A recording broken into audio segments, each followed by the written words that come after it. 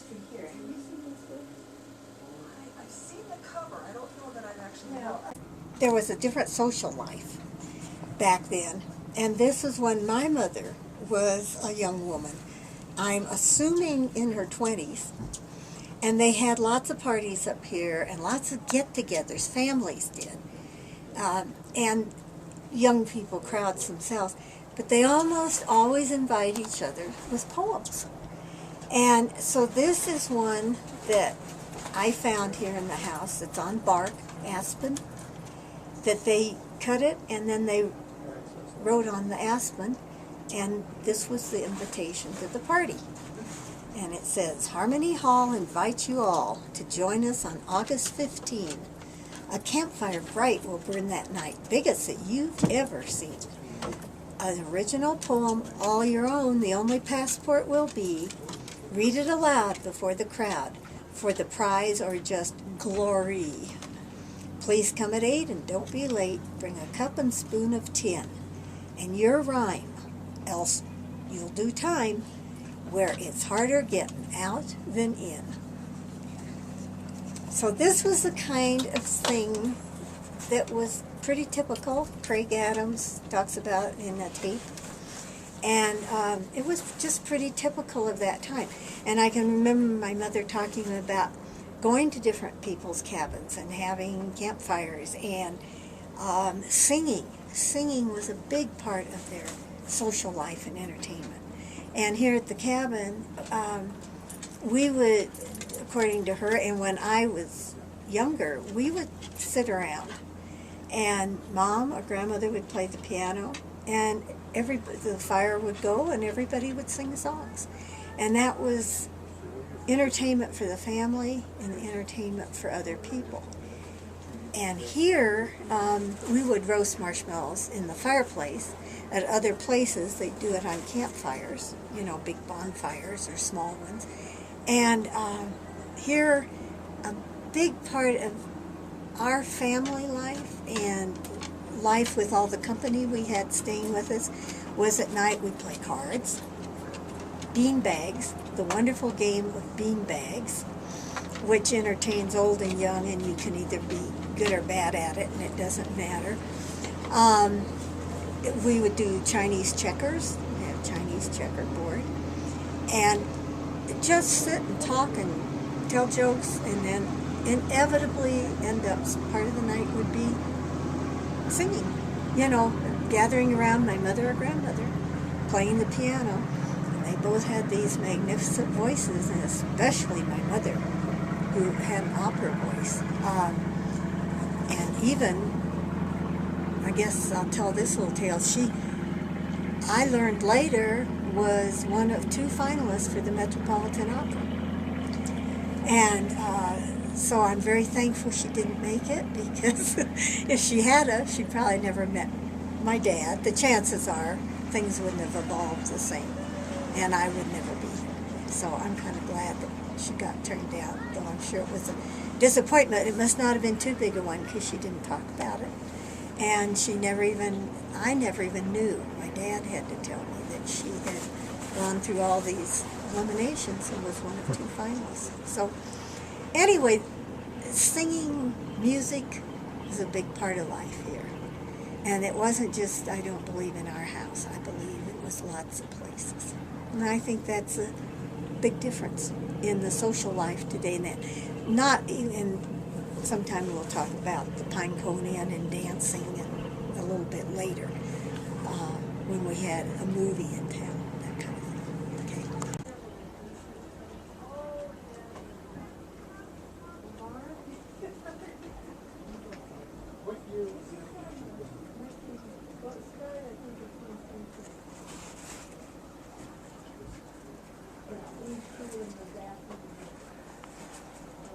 Other than this. Okay. My mother wrote this poem. Everybody in the family wrote poetry, almost. Not my dad, I guess. But a lot of people wrote poetry, and it came down. And my mother called them her jingles. This one she wrote to my dad. My grandfather, her dad. And in the letter she wrote, something about, this is just a small compensation, I believe was her word, for the college education that you have given me. And it's in appreciation of that, and I hope that you will make suggestions. And I will incorporate them if you have any, which he did, and which she did. So this is the final version. His suggestions were subject matter, not the actual writing. And it's called Sunshine Cottage Speaks by Dorothy Hoffstot Caldwell. I was glad when the 1st of September came and the aspen were turning to gold. It had been a strenuous summer, and I am growing old. The thought of the long, silent winter and the quiet, deepening snows was a happy one, and I longed to sink back in a restful repose. But now the autumn months have passed. I'm locked in winter's embrace. The days and nights are a white stillness. The pines are a frosty lace. I find myself listening for footsteps or longing for voices once near. The warmth and cheer and confusion are the best parts of my year. The chairs stand empty and useless. The fireplace is cold and bare. The books unread. The piano still, but no one is here to care. On the back porch the nails stand vacant, rigid within the cold logs, waiting in vain for their burdens of cumbersome fishing talks. The fringed sunshine lamp stands aloof from the rest. It is the favorite, you know, determined to keep its 2 mantles intact so it can give forth the first glow. The magpie, though stuffed, has a gleam in his eye when he watches the children at play, but now burdened toys are covered with dust, for the youngsters have gone far away. The graceful yacht Sunshine sails on and on, with the breeze always filling her sail. She's only a picture above the gray hearth, but you know somehow she can't fail. It's been many long years since the snowshoes have trekked through the white and glistening snow, yet always in winter when drifts pile up deep, they are eager and straining to go. The odors of bacon and coffee and toast seem like a faraway dream. I wish the old stove in the kitchen would roar and the light through the windows would gleam. The bear skin and trout hang forlorn on the wall, covered over with draperies of white. The windows are shuttered, the curtains are drawn. I exist in a pale, gloomy light. Fragrant memories of flowers come flitting like ghosts, brought to mind by the vases around. The spring will bring columbine, lilies, and fern, and the rapids will lose their glad sound. Fish's little hen song will ring loudly once more, and Gay's lusty morning bow-wow. The grocery list will give Eva concern, and Joan will say, "Let's do it now." I'll be so glad and happy to see them. Their coming will make things seem right. I think I shall sleep through these dull months to come, so pardon me now, and good night. And that's the poem that was written, would have been written in the 20s. So when she talks about the cabin being old, for I am growing old, the cabin really wasn't that old then. If it was old then, it's really old now. But that's just a sample of her poetry, and I think it shows, gives a real insight to some of the things, like the things we always covered everything with old sheets to keep the dust off. The windows were all shuttered with wooden shutters, which many of the cabins were then, and that did make them dark and gloomy inside. But those were things that were pretty common, I think. Now I just let the dust pile up.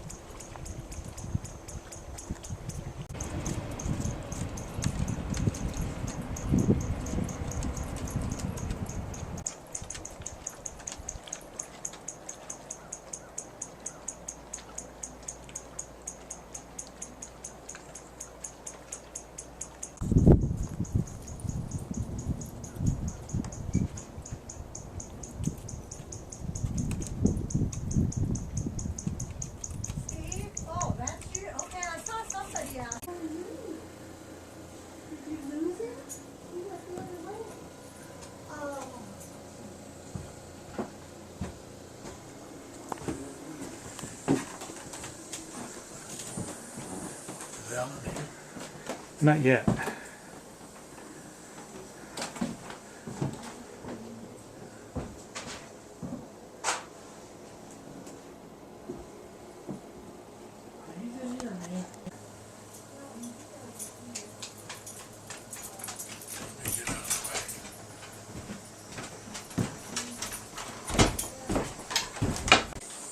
And that table was 14 inches wider than that, so you couldn't set people on both sides.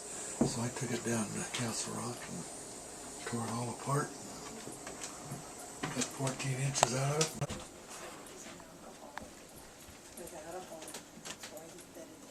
Come here, man. Hey, baby. So I don't think that this attracts people that are like nobody this year. It's a complete mess. Okay, well, Do I have to go on record as I think this is all I really needed to be able to at least list the items that are Will missing. you do a report now if you can get a copy of it?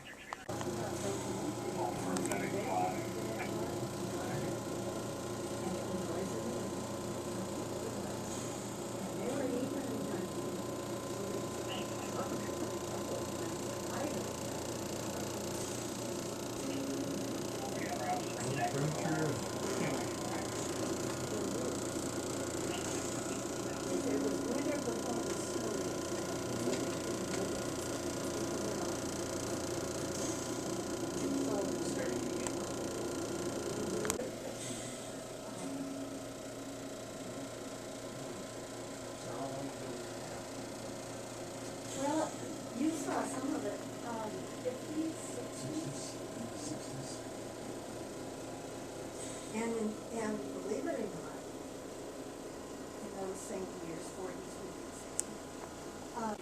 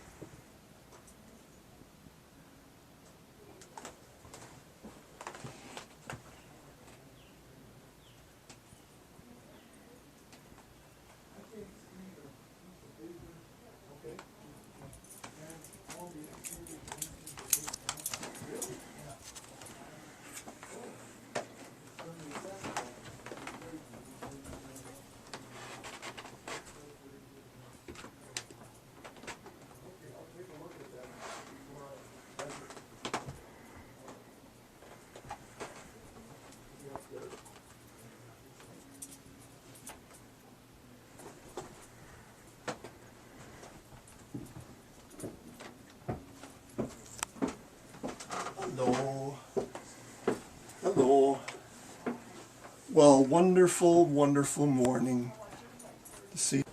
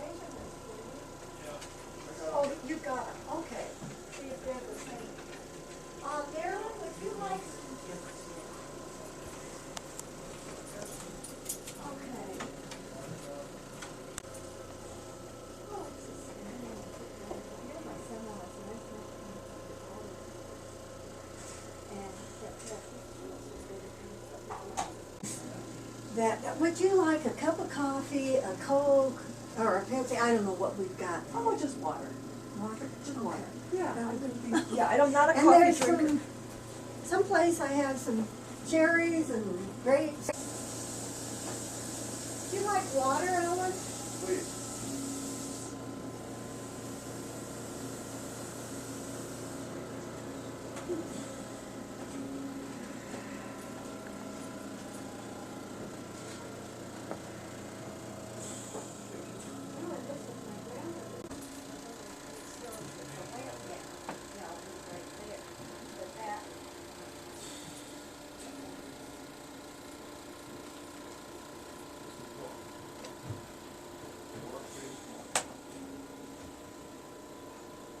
I've got that door because I'm going to Still have that door?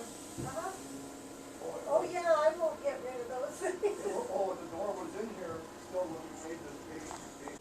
History in this book, she was afraid that, you know, it would be too much yacht club oriented and that lots of people would be interested. But she got a lot of interest in history and all these little things, just things where mentions my grandmother. But you can look through this because this, and see the last part, just the races, who won, so you did. But this first part has some things if you're in the city. I guess you have to be to survive a little bit. You'll have to be a little bit anyway, you're right. Oh, Steve, if you're taking, are you taking pictures for you. history? You this is kind of, I noticed that on Mac Rusk's, you showed his latch door. His what door? Well, you all had a picture of the door that had a latch on it. Oh, yes. Well, see, that's the same idea here. This is all they did here, was they had the latch. So, but since we have so little storage, games and you know whatever, but that was the same thing. So simple. I'm sorry. I just stole. I'm drinking this water. I walked over and helped myself. There was just Well, a your one house guy is neat. about No, nothing like this. come down I love the with a history. shingle strip on it and the roofing. You Now, know, if you go out and look, there's a piece of dark brown metal about I was thinking that last covers night, all I that really stuff didn't, up. there's But so much I I mean, didn't touch unless on you're that kind I of really think looking, you kind of don't realize it. Right. So it just that kept I, the integrity of the because house. I got Got a lot the of roof information to them on my insulated, and we grandparents, even but did the sides of the dormers up. my Took all parents the was, siding it off. was a little different era, you know how that is. Yes. And, there's things I would like